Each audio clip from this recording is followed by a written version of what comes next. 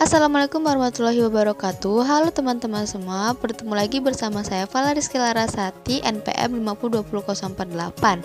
Nah, di pertemuan ke-7 ini kita akan membahas tentang standar proses dan standar penilaian di kurikulum 2013, kurikulum darurat, dan kurikulum prototipe. Standar proses dan standar penilaian.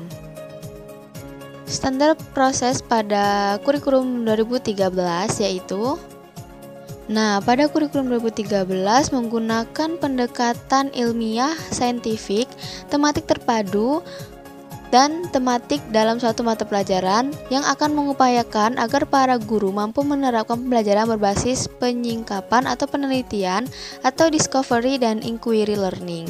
Hal ini bertujuan untuk mendorong kemampuan peserta didik untuk menghasilkan karya kontekstual baik individu maupun kelompok.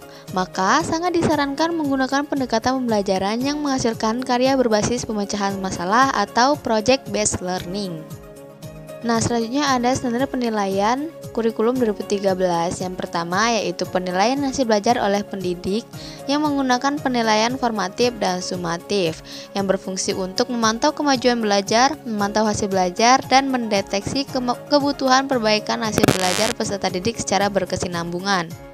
Selanjutnya ada ruang lingkup penilaian hasil belajar oleh pendidik mencakup aspek sikap, pengetahuan, dan keterampilan. Yang ketiga, penilaian hasil belajar oleh pendidik menggunakan berbagai instrumen penilaian. Selanjutnya ada kurikulum darurat. Kenapa darurat? Karena kurikulum ini digunakan pada kondisi khusus yaitu pada saat pandemi COVID-19. Pada kurikulum ini adanya penurunan kompetensi dasar, oleh karena itu Kemendikbud menyediakan modul pembelajaran untuk anak SD dan anak TK. Selanjutnya ada standar penilaian kurikulum darurat. Pada kurikulum ini, penilaian dilakukan secara tatap muka atau langsung, penilaian berdasarkan tugas harian yang dikerjakan, penilaian berdasarkan kehadiran peserta didik saat pembelajaran daring, serta penilaian merujuk kepada nilai rapot semester sebelum COVID-19.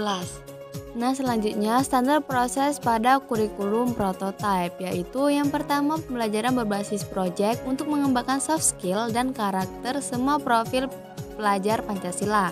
Yang kedua, fokus pada materi esensial, sehingga ada waktu cukup untuk pembelajaran yang mendalam bagi kompetensi dasar seperti literasi dan numerasi. Yang ketiga, fleksibilitas bagi guru untuk melakukan pembelajaran yang terdiferensiasi sesuai dengan kemampuan peserta didik dan melakukan penyesuaian dengan konteks dan muatan lokal. Selanjutnya standar proses pada kurikulum prototipe atau kurikulum paradigma baru.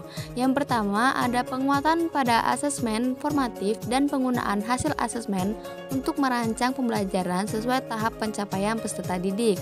Yang kedua, menguatkan pelaksanaan penilaian autentik terutama pada proyek penguatan profil pelajar Pancasila.